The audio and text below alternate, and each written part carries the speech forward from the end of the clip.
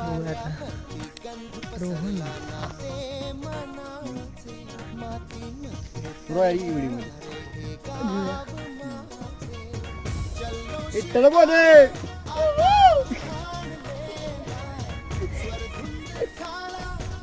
ऊन भरपूर आहे. दुपारच्या बरोबर 11:15 वाजले. आलं करवंद खायला.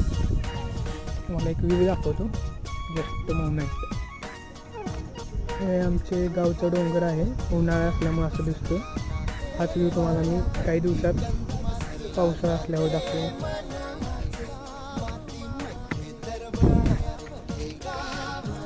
उन्हाळ्यात तुम्ही हे नाही केलं तर काय केलं. आधीमध्ये देतो फक्त.